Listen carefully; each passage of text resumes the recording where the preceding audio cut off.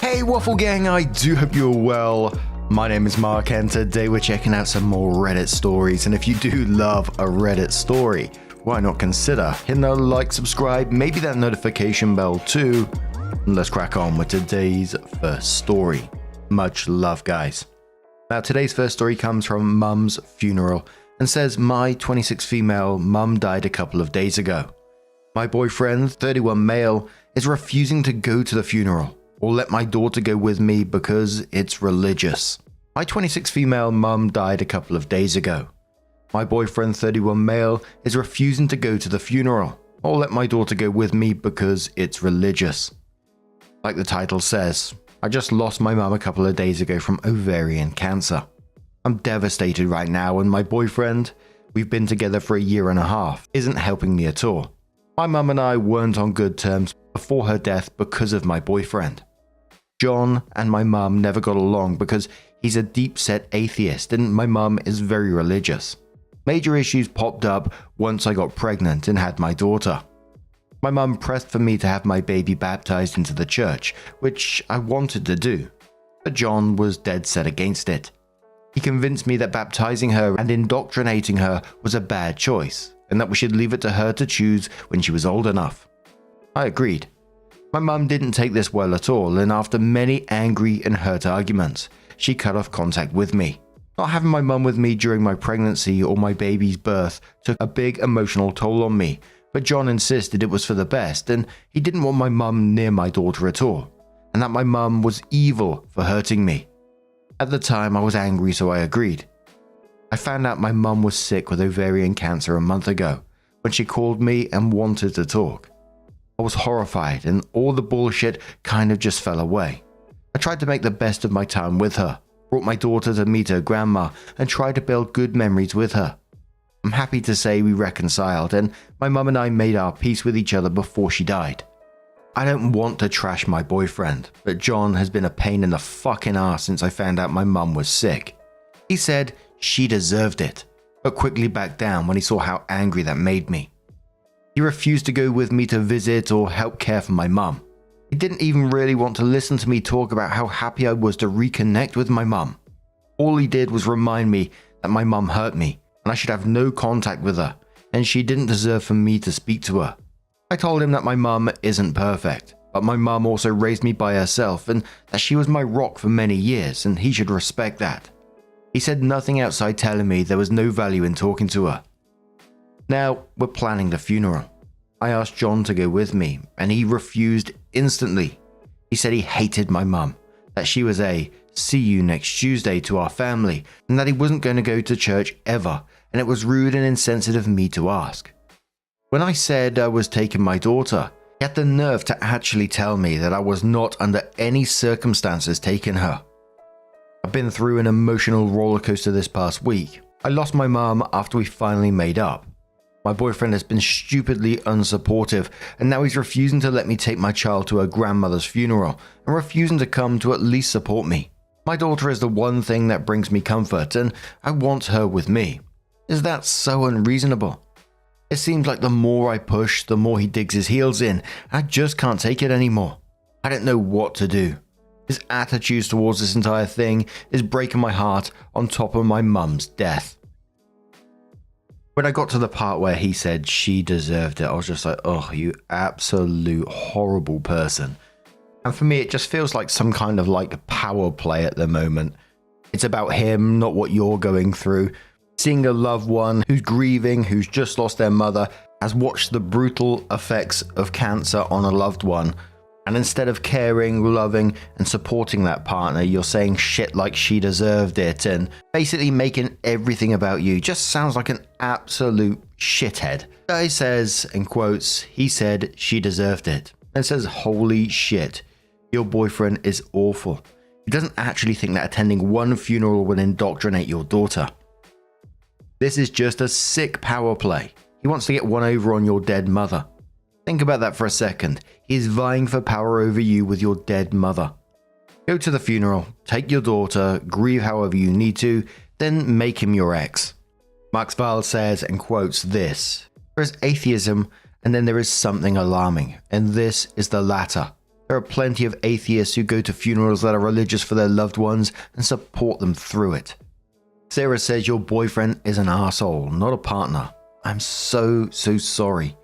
Go to your mother's funeral and then evaluate if you want to spend the rest of your life with a rigid, hateful man. Is your daughter also his daughter? I'm so sorry. Opie says she is.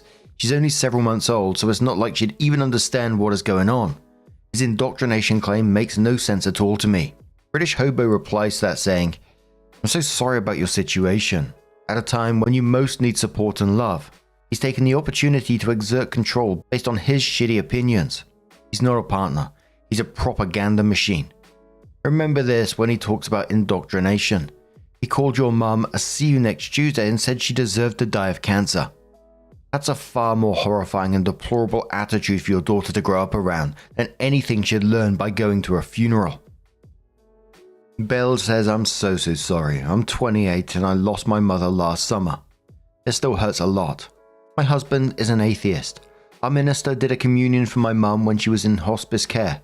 He explained that he believed in open communion, and he invited both my Jewish aunt and my husband to partake. Both did. My husband also attended my mother's Christian memorial service. My husband has been my rock during my mother's cancer and since her death. I can't imagine not being able to lean on him while I've been sick with grief. You are completely reasonable to want your daughter with you at your mother's funeral. You're also reasonable to expect your boyfriend to show a little more sympathy towards you. I'm frankly appalled by his behavior. If you ever need to talk, just PM me. I found a great solace in talking to people my age who lost a parent before I did. It's like a private club that no one wants to join, but all the members support each other for life. Opie added one final bit of information on her mum and says, my mum actually cut me off when I said that we decided not to baptize my daughter. I tried for weeks and months to reach out to her and even text and called when the baby arrived and got no response. I really wish I tried harder, like gone to the house and knocked, or even just tried to run into her and talk to her. I was really hurt by what my mum did, and I let John talk me into thinking that my mum was really this mean, vindictive person for cutting me out of her life. Trust me when I say I regret it with all my heart now. And I kind of sort of disagree with Opie. I know Opie was going through a lot at that moment, so because I didn't particularly look at the mum in a good way in this as well. But she's the one who decided to cut her daughter off because they didn't want to baptize her granddaughter. And I'm not saying the boyfriend's right at all, but because I just think that they're both wrong. But Opie did come in with her update and says, thanks everyone that sent me condolences about my mum. It's been really hard these past several days, but I've been hanging in there okay. I tried being reasonable to John about how he wanted to handle things. I even told him, like one poster here suggested, that he didn't have to go to the service, but could wait in the lobby with my daughter while the service was going on. Then she could spend time with my family after the service. But he again shot it down. He would be able to hear the service and that would be a violation of his beliefs, and asking to compromise on those beliefs was unconscionable and unfair to our daughter. I told him I had to do it. This was the icing on a very large cake. I told John that as of this week, I wanted our bank accounts separated. He made us join accounts to make sure we split everything equally to be fair, despite me making more. And that I'd be staying with my brother after the funeral while we figured out what to do, whether that was a total breakup or counseling. It was up to him. He said counseling was for the weak-minded, and that we were staying together despite my empty threats, and there was no way in fuck he was letting me take his money. He became very loud and in my face during this conversation, so I just let him throw his tantrum until he took my silence as agreement. I took my daughter with me to the viewing with no problems. John and I barely spoke that day, which was fine by me, but it hit the fan the next day. When I got up in the morning to get myself ready and get my daughter ready, I discovered that he had the motherfucking gall to park his car directly behind mine, blocking me into the driveway. I had no way to get to the funeral in my own car. John always drives to work, but for reasons I can only imagine were to get back at me, decided to take the metro and took the baby carriage and bottles and my pump with him. My brother and I have our differences, granted. In fact, we haven't talked much since my mum and I were estranged. We started talking again after she was sick, but he'll forever be a saint to me for what he did. I called him crying, and he and my sister-in-law arrived within 20 minutes. Sister-in-law calmed me down and helped me get my daughter ready, and they brought along spare bottles. a carrier, and a breast pump. Thanks to them, I was able to go to my mum's funeral in comfort, and my daughter was an angel during the service. They calmed me down and everything went perfectly. And even though I was a mess most of the day, having my daughter with me and my sister-in-law and even my brother with me to lean on gave me peace on the inside. I've made up my mind not to tolerate John's insane and controlling behavior anymore. He had a litany of excuses for doing what he did. He even tried to claim his car had problems, and I don't want to hear any of them. I never wanted to be a single mum. I always wanted to raise my baby within a family. But I've decided that going alone is much better than doing it with this man, who thought nothing of trying to kick me while I was down. My brother's arranged for me to talk to a friend of his that specializes in family law this week, and we're taking it from there. I still feel so guilty for what happened with my mum. I miss her so much. I hope from here on out I can make her proud of me, despite my mistakes. Commenters on the back of that one says, I'm so sorry you're going through this right now, and I'm glad you had the support of a family behind you. Your daughter is far better off without someone like this as a role model for what she should look for in life. And I'm glad you're getting out of this situation. I would call the bank and see what you can do about the joint account before he tries something like cleaning it out or putting it somewhere else as well. I'm so sorry and I wish you all the best. Opie says I still have my personal account, so I called the bank and set up a meeting for tomorrow. I'm documenting that I've told John not to touch any of the money in the account until everything is worked out. I agree, he's so toxic. John has good points and I do love him, but I can't forgive the way he went out of his way to spite me during this whole thing. That's not love at all. OP replies to another commenter saying, I'm definitely withdrawing the amount of my last check from the account first thing tomorrow. And another comment about the money saying, for everyone that's worried, he didn't get his hands on my money. I went straight to the bank account and got the amount from my last check out of the account. Another commenter says to the OP, I just read your first post in this post. First off, I'm sorry for the loss of your mother. Secondly, I'm glad you're rid of that man. He's as toxic as they come. And thirdly, I'm glad you have a supporting family who came through for you. Anyways, your ex sounds downright horrible. In your first post, you said he called your mother a see you next Tuesday and said she deserved it. I would have left then and there. No one talks like that about family, not even if you have differences with said family, especially if they have passed away. Anyway, amazing qualities he had were all a charade and he showed you his true self. I'm proud of the fact that you realized that even though your daughter may not know her father, she's going to be better off. Take care of yourself and your daughter, OP. OP says I was so shocked when he said it, I didn't know how to react. It literally didn't hit me until about the time I'd made up my mind to post here. He liked to act like my mum was abusive to him because of her religion, but his main grief with her was that she asked him to lead Grace once and he reacted badly. Thank you for your kind words. I plan to take good care of us both. Amrak says, had he ever had any violent action, punching a wall, etc.? I think everyone here is underestimating the risk this man can have violent reactions in the future. Hope says not wall punching, but it'd slam things like the cabinets or dishwashers or doors, or it'd rattle a chair or something. Nothing crazy violent, just weird. An absolutely fair play for OP starting to make those moves for getting out of that situation. I think it was definitely the right thing to do with the controlling behavior, the whole car thing, taking the bottles and everything. It almost felt like it was escalating in some way. Or certainly had the potential to in the future. However, the mum's actions in this as well, OP's mum, still rubbed me the wrong way with her cutting her off, her own daughter, because she didn't go down the same path of religion as her. And if you decide to treat your child like that, I'm not going to look at you in a good light. It's quite that simple for me. And I just found it incredibly sad that OP was left with this guilt and blaming herself for all that happened, when she needs to remember it was her mum who cut her off. Yes, they can reconcile, and I got nothing against that, but the initial way that they was all cut off, it just didn't sit right with me at all. So I hope OP does or did seek some sort of counselling for her future, regardless of what her arsehole ex thought about it, to help her with that self-blame and the grieving, etc. It must have been a lot. But what do you guys make of this situation? Let us know your thoughts down in the comments below, and let's move on to another story. Now, we're heading on over to the Am I the Arsehole subreddit, which I saw a wild title again. And I give you a warning, if you are eating or anything like that right now, you may want to stop, you may want to skip the story. It's totally up to you. We're talking about pee here. So as always, timestamps are in the description as always, but this will probably be the last story of the video. Much love. It was from New Insurance 3851 and says, am I the arsehole for laughing at my co-worker who chose to drink their own pee instead of getting fired? I'm currently working at a mine in Alaska. We live in camp while we work and we are nowhere near civilization. The only way to get there is by aeroplane or winter road. We are expanding, so we have more manpower than usual, so we have temporary housing in tents. These aren't camping tents and an air mattress or anything. They are proper Arctic survival tents with electricity and heating and everything.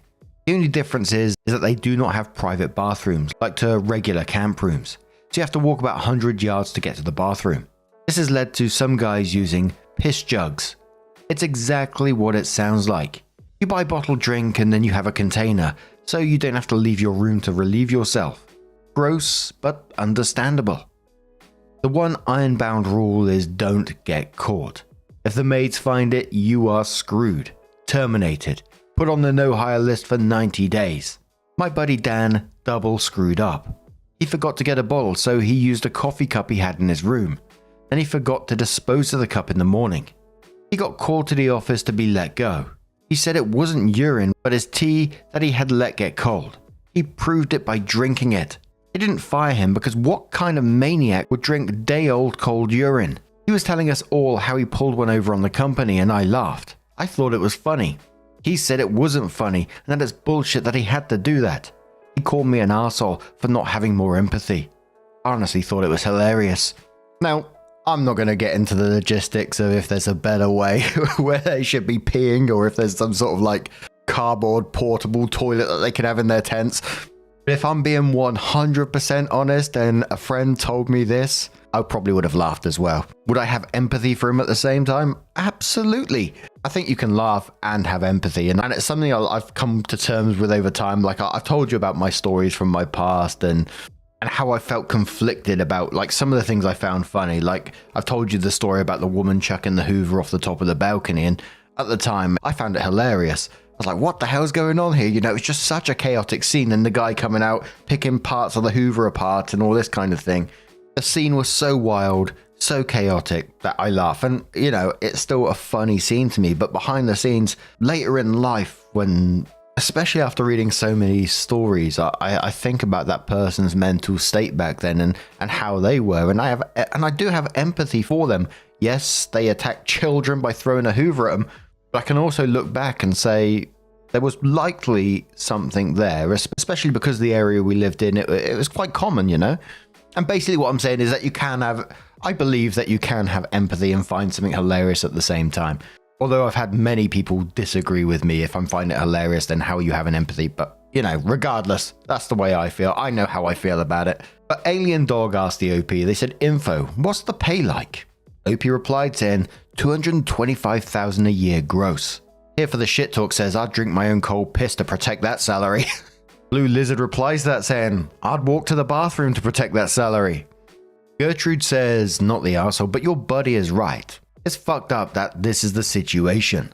I get that the maid shouldn't have to deal with that. The workers also shouldn't have to deal with walking out in the cold in the middle of the night to piss.